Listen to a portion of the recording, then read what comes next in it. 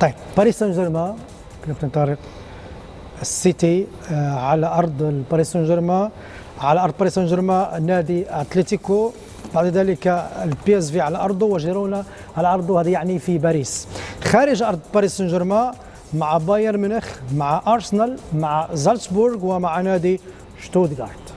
برنامج قوي ايضا للبي اس جي. البرنامج الكل قوي، ما ثماش فريق باش يفوز المباريات الكل، ما ثماش فريق مرشح، ما ثماش فريق باش يلعب بسهوله في البطوله هذه، لانه في مباريات يلعب خارج الارض ضد فرق كبيره. صحيح.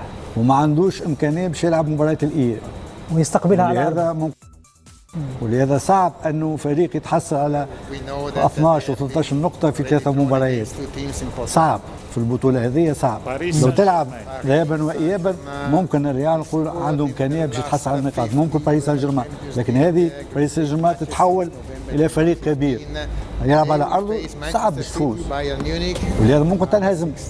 ولهذا بالنسبه لي انا المباريات مش كلها تكون صعبه، صحيح، وخصوصا صعب على الفرق بينها صغيره، لان هذه مش بترشح، ما عندهاش امكانيه الترشح. اللي في الصف الثالث والرابع صعب ان يترشح، في الصف الاول والثاني باش تكون معركه كبيره وكبيره جدا. ولهذا الفرق الكل باش تلقى صعوبات كبيره، الفرق الكبيره باش تنهزم، في فرق باش تنهزم، في فرق باش تلقى صعوبات كبيره باش تترشح. ولهذا صعب انك تكون عندك امكانيات بعد 6 مباريات تترشح، صعب جدا انك بعد 6 مباريات تترشح وتلعب بسهوله في المباريات الاخيره. لهذا بالنسبه لي انا، لانه هناك جوله اخرى بعد الثمانيه، ترشح 8 وهناك جوله اخرى. ولهذا الترتيب هام جدا، النقاط هامه جدا، الفرق اللي باش تحصل على النقاط. لهذا بالنسبه لي انا البطوله هذه باش تكون بطوله صعبه جدا على دوري الابطال. في النسخة الجديدة هناك مباريات في كل شهر، في سبتمبر، في أكتوبر، في نوفمبر، في ديسمبر، في يناير، في فبراير، في مارس، في أبريل، والوصول إلى المباراة النهائية في كل شهر. هناك دوري الأبطال. الميزة بالنسبة للأندية التي ستحتل المراكز الأولى، الثمانية الأولى، أنها على الأقل سترتاح من دوري الأبطال في شهر فبراير، بعد ذلك تلعب دور 16. نواصل مع بايرن ميونخ كابتن على أرضه، دكتور، مع باريس سان جيرمان على ارضه، مع بنفيكا على ارضه، مع نادي دينامو زاغرب على ارضه، وبراتيسلافا على ارضه، وخارج ارضه مع برشلونه، شاختار، فاينورد، استون فيلا. نسبيا يبدو انه البايرن ميونخ، يبدو انه بدايه فانسنت كومباني ستكون اهدأ على الاقل اوروبيا. يعني كومباني انطلاقا لهذا الموسم تحدي مختلف بالنسبه له، مع بيرلي قدم مستوى كره قدم، لكن انا قناعتي الشخصيه ان عنده امكانيات ويحتاجها البايرن لكي يظهر بصوره مختلفه كفكر، ككره قدم. اعتقد راح تكون مختلفه مع كومباني. هذه البطوله ايضا مطلوب من بايرن ميونخ ان ينافس، ومطلوب طبيعي جدا الوصول الى مراحل بعيده في هذه البطوله.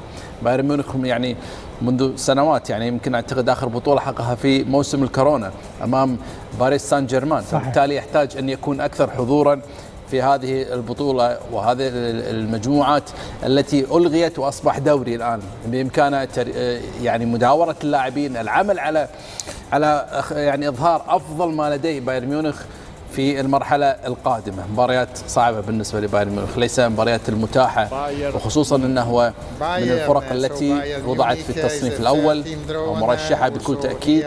من الصعب جدا أن تستبعد بايرن ميونخ من المنافسة، فريق متجدد بعقلية مدرب شاب، بعناصر جديدة، بشكل جديد، بانطلاقة مختلفة نوعا ما في هذا الموسم. فلذلك يحتاج التركيز أكثر في المباريات القادمة لبايرن ميونخ. عنده باريس، عنده برشلونة، بنفيكا، شختار، ودينامو ايضا زاغرب، فاينورد، وايضا استون فيلا. فاعتقد مباريات يعني نوعا ما قد تكون فنيا ورقيا تكون يعني متقاربه المستوى نوعا ما مع الليفل الاول والثاني. اما الثالث والرابع اعتقد المباريات تكون نوعا ما اقل مستوى من المستويات الأولى. الذي سيفرق مع الأندية لربما هو برنامج مواجهات الأندية التي سيواجهون. ربما كل الذي يتمنى أن يكون المستوى الأقل يكون في طريقه والأول. بعد ذلك إذا المستوى كان المستوى الأكبر ويكون الفريق قد ضمن التواجد بين الثمانية الأوائل يكون هذا الأمر إيجابي جدا بالنسبة للنادي.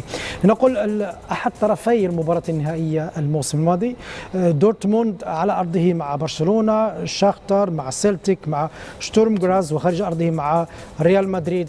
تجدد المواجهة بين الفريقين، كلوب بروج ودينامو زاغرب وبولونيا هذا خارج ملعبه. يبدو أيضا كذلك بالنسبة لفاسد كومباني نوري شاهين كذلك الأمور تبدو مساعدة على التأقلم لنقول بين الوجه الأوروبي والوجه المحلية بالنسبة لدورتموند. دورتموند أيضا من الفرق التي ما بين مواسم يظهر وينافس. وصل في ويمبلي ووصل في النهائي، خسر، ولكن هو بكل تأكيد واجهة ممتازة جدا للكرة الألمانية كفريق منتج وفريق عنده عناصر في كل موسم يظهر له في لاعبين للساحة، وبالتالي هي محطة انتقال لأكثر من لاعب. بيلينغهام طبعا، أكثر من لاعب هالاند، أكثر من لاعب خرج من فريق دورتموند، لكن يبقى هو أيضا من الفرق التي ليس بعيدة عن المنافسة في هذه البطولة. كابتن طارق دياب، برشلونة لنقول الذي يحاول أن يتماسك ويتملك نفسه ويضمن الانتقال الفني لنقول بطريقة سلسة. برشلونة على أرضه مع بايرن ميونخ، أتلانتا بيرغامو، مع يونغ بويز الذي خرج نادي جالاتا التركي، ومع بريست الفرنسي فريق منطقة البروتان في فرنسا خارج أرضه يلعب مع دورتموند، مع بنفيكا، مع النجم الأحمر الصربي، ومع فريق موناكو. بالنسبة لي برشلونة معناتها بالنسبة لي أنا مجموعة جيد عندهم، كان خصوصا المباريات الصعبة على أرض المنافس المباشر يلعب على أرضه أمام بايرن يلعب على أرض. وهذا بالنسبة لي أنا برشلونة عنده إمكانية باش يفوز في المجموعة هذه، لكن لازم تحسن الفريق، لازم مدرب يلقى ما نقولوش تشكيلة، يلقى 17 18 19 لاعب مستوى متقارب جدا حتى يقوم بالمداولة لأنه مو سهل. أولا فليك جديد على الفريق، مدرب جديد على الفريق، عنده كثير من الإصابات في الفريق، وبطبيعة الحال ما هو سهل أنك باش توفق بين الدوري اللي المنافس نتاعك أقوى منافس هو ريال مدريد وأتلتيكو مدريد، وعندك منافس آخر هو بايرن. ولهذا بالنسبة لي أنا المجموعة جيدة، عنده إمكانية، لكن الزاد البشري المشكلة الكبيرة لبرشلونة في البطولة هذه، والمدرب اللي ما عندوش خبره باش يلقى صعوبات كبيره. هذا في عديد المدربين صغار في السن ومش متعودين باش يوفق بين الدوري ودوري الابطال، ما هو سهل. لازم امكانيات كبيره، ولازم مساعدين جيدين، ولازم طاقم طبي جيد، ولازم دكه احتياط جيد، لان الشيء هذا الكل لازم يكون متوفر في اي فريق. في اي فريق عندك طاقم طبي ممتاز، عندك مدير فني، عندك مساعدين جيدين، وبطبيعة الحال دكة احتياط جيدة باش تلعب الأدوار الأولى.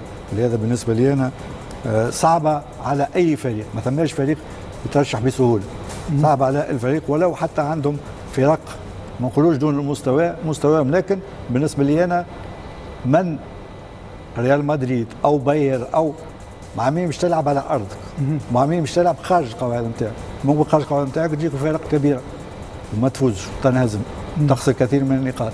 ولهذا بالنسبه لي انا دور المدربين باش يكون دور كبير، وبطبيعه الحال الطاقم الكل الفني، انا نقول الطاقم الفني، الطاقم الطبي والطاقم الفني والمساعدين نتاعو لازم يكونوا جيدين، ولازم يكونوا ممتازين مع دكه احتياط. اذا ما عندكش دكه احتياط ما عندك وين تمشي في البطوله هذه. طيب سنتابع الان اولى ردود الافعال بعد سحب القرعه. الان عندنا مقابله مع داميان زيباغاني وهو مدير كره القدم في نادي أستون فيلا، مقابلة أجراها أكيد جمال جبالي. مفادنا إلى وبركاته. الإخوة الكرام، مرحبا بكم من جديد، معكم الأخ رضا من قناة عالم الرياضة، قناتنا وقناتكم كاملين. الخوت ديالي اليوم شاهدنا القمة النارية ما بين الإسبان والإنجلترا، ما بين مانشستر سيتي الإنجليزي وما بين ريال مدريد الإسباني الملكي اللي عنده خبرة كبيرة في دوري أبطال أوروبا. المباراة ديال الذهاب انتهت هدف مقابل هدف واحد، الخاتمة غادي تكون في ملعب الاتحاد الأسبوع الماجي إن شاء الله يوم الأربعاء. غادي تكون تما الحسم يا إما ديال نادي ريال مدريد يا إما ديال مانشستر سيتي. الخوت ديالي بالخبرة الكبيرة ديال نادي ريال مدريد قادر أن يفوز على مانشستر سيتي كما سمعنا. تقرير ديال المدرب ديال مانشستر سيتي غوارديولا قال لهم في التقرير اللي ديال المؤتمر الصحفي قال لهم ان نادي ريال مدريد لديه خبره كبيره في دوري ابطال اوروبا والملكي يبقى ملكي. الخوت ديالي بغيتكم تعطيوني رايكم نتوما في التعليق على المباراه ديال اليوم. كيفاش جاكم فينيسيوس نجم المباراة، وايضا نجم المباراة واللي دار الجائزة ديال هذه المباراة هو دي براون النجم البلجيكي ونجم مانشستر سيتي. خوتي بلبلوها في التعليق وبغيتكم رايكم شكون في نظركم غادي يتأهل النهائي الريال ولا السيتي. كننتظركم في التعليق. شكرا لكم. كان معكم الاخ رضا من قناة عالم الرياضة. السلام عليكم ورحمة الله تعالى وبركاته.